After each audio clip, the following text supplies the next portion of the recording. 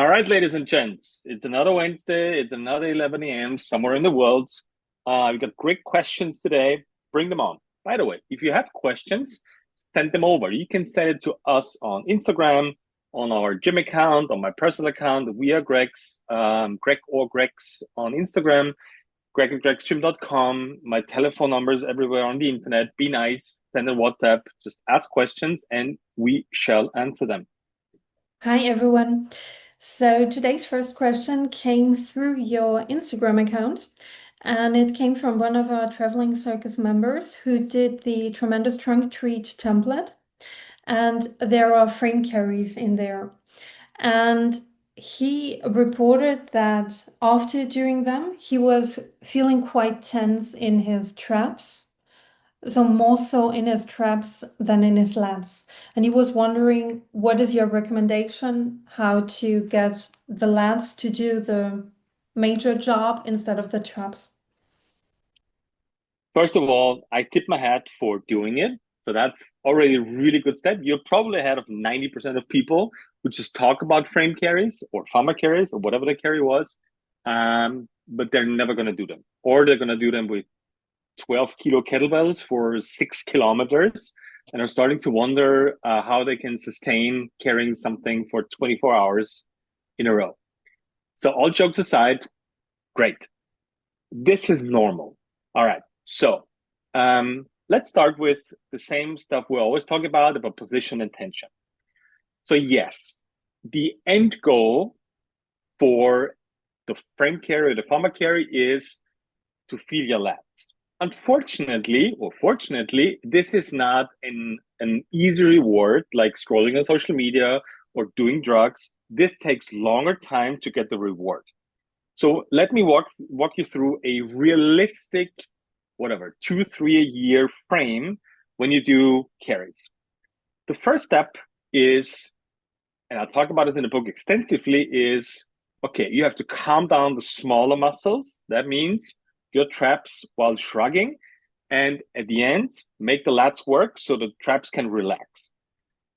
Let's go into tension. So the main function of the traps in a carry is what? It's stabilizing. It's not producing, that is producing, right? So going up and down while doing the carries, it is stabilizing. So those babies are exclusively made for just holding stuff, right? In place. Great. So when you have trap soreness, it could be either really bad or really good. What's the difference? Well, look at what you're doing. If you're doing a frame carry and you're just carrying a lot of weight for 20, 40 meters, and your traps are sore the next day and you did not shrug, that's really good. Mhm. That is the main function. And your traps are probably sore because they have never been used in the correct way. So soreness could be really good or really bad. I don't like good or bad, but you get the point, right? It always depends on, okay, what's the position you're in, which tension you're using, and what rotation comes out of it. And this is good if you feel them sore the next day when you're not shrugging, doing heavy farmer carries. So that's great. Good. Your body works like this. First, we have to get rid of tension where it's not beneficial, is the best word I can think of. So what does that mean? So your small muscles can relax, the traps can relax, the whatever rotator cuffs can relax, everything that's being used while shrugging can relax once you start actually just relaxing your shoulders and carrying some heavy weight. Once that is the case, good stuff will happen. That means your body will realize, okay, now that you finally understood what this exercise is actually for and what your traps are for and what the position is for, now we can start working in the right direction, which means more and more engagement of the lats. And that process takes, I don't know how much time. This totally depends on you, how knowledgeable you are, how often you're training, how much you're paying attention, etc. Could take 6 weeks, could take 6 years. I don't know. Usually, if you train with us, this is like a couple of months at the most. So once your trap realizes, okay, this is what my job is, this is what my main job is, then the lats can actually do their job. And this is not I don't know, like a fancy unicorn thought. This makes sense from a positional standpoint. Once your shoulders are down, your lats, which are attached right here, actually can start working in their favorite position, which is not being shrugged, because once you shrug, your lat gets elevated, which is not a good concept if you want to actually teach them how to stabilize. So once your shoulder relaxes, once you trap through the work, then your lats can actually start to engage. Start to engage means what? They can start working from top down, right? You won't feel them all the way from the big arm bone down to your hip crease immediately. No, you feel like some soreness like in the top part of it, right? Right around your shoulder blade. Great. 3 months later, it will trickle down, then your mid rib cage, and all of a sudden you're at your lower back. And a couple of months in, you will feel them all the way from top insertion to the bottom insertion, which is at the pelvis. So this is how it actually works, and this is going to take some time, some knowledge, but this is natural to feel sore traps first if you do it right. And at the end, we'd love to have your lats stabilize the hell out of your shoulders. But would you then say that, or how can you manipulate the weight on the frame in order to get out of that shrugging thing? Because just from a logical standpoint, it would be like, okay, once the weight is too heavy, you can't shrug anymore just because there's like too little real estate to move all that weight. And so, would you recommend then to be like try adding more weight in order to kind of like jumpstart the lats working, or is that kind of like a mistake in my perception? I love whoever asked that question out there, but I think that person is highly overthinking because it's actually super simple. Um, Use as much weight as you can, and the only deciding factor is can you get it off the floor or not. That's pretty simple, right? So before thinking about okay, how much weight is that, does that make sense? Is it enough? Is it too little? Is it too much? It's super simple. It's the same with a Sempe carry. You can use as much fucking weight as you want if you can pick it off the floor. Chances are, if you cannot get that Sempe Mhm. off the floor, you probably shouldn't carry it, right? It's that complicated. Back to the farmer carry or the frame carry. So those things are standing in front of you. If you can't get it off the floor, don't carry it. And trust me, you can because you can't get it off the floor. So what does it mean?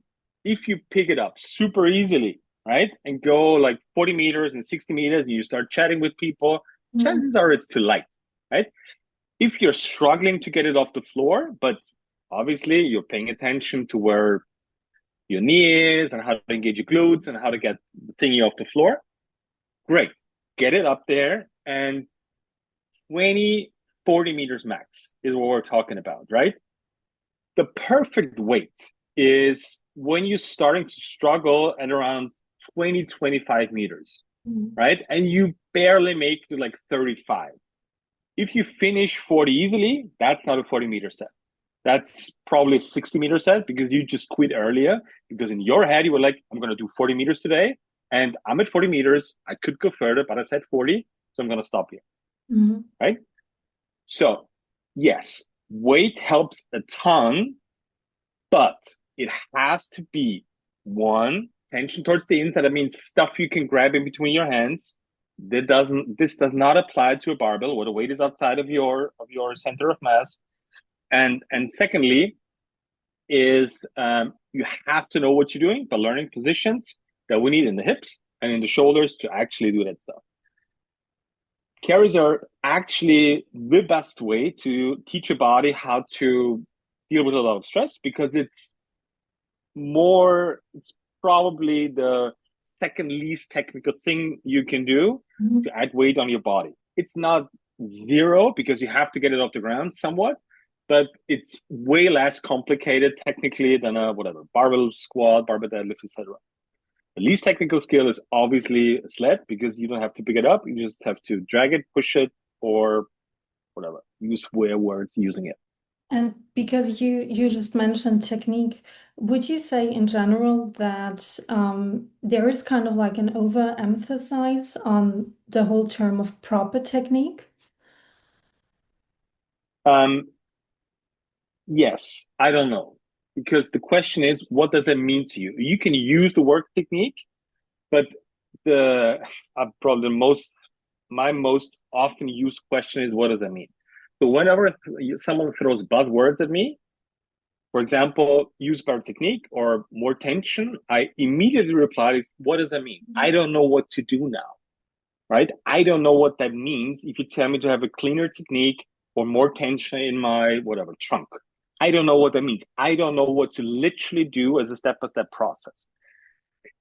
If you're saying technique and you're going to explain to me, okay, this is where your shoulder blade needs to be, this is the muscle we're searching for, this is what the insertion point is, this is where the other insertion point is.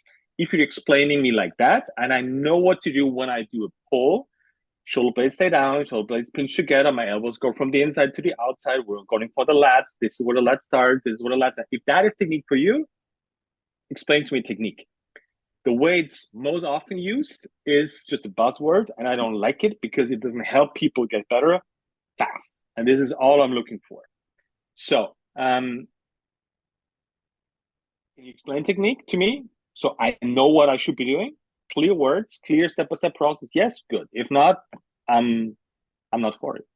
Okay, I think because I think that oftentimes the whole term of technique is more like from a visual standpoint and like just from a sheer point of observation, I feel like is oftentimes in training with women, for instance, there is a certain kind of hesitancy to, for instance, pick up a very heavy sandbag because there is this, okay, I'm gonna do it wrong. Like because I feel like oftentimes it's like men are way more like, okay, we're gonna try it, and women are way more hesitant and like, okay, but am I properly picking that up or am I doing something wrong?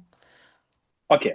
I I I I can feel that it is a female question about all the stuff that we're talking about, which is fucking awesome because I think we need way more female coaches out there. So what's bridging the gap between you worrying about if you're doing it right and actually doing it right? The only thing that's going to solve the matter is knowledge.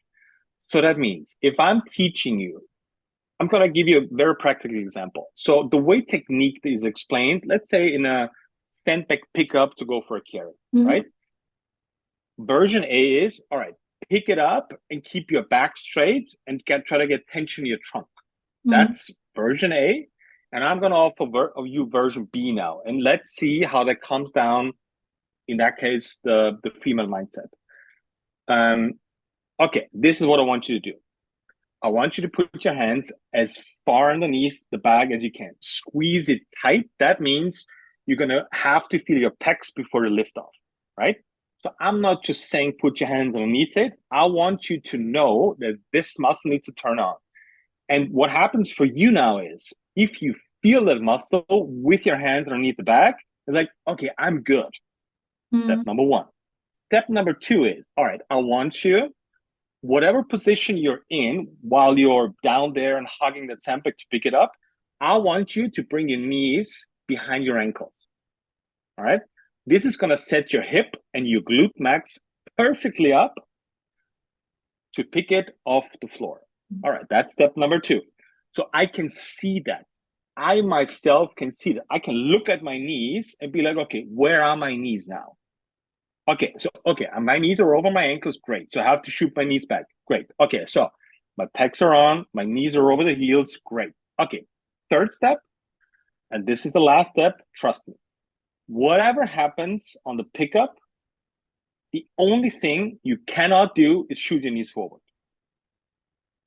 Okay, that I can see. So my pecs are on, my knees are above or behind my ankles. So once I start to lift off, and I can either feel my knees shooting forward, or I can see them.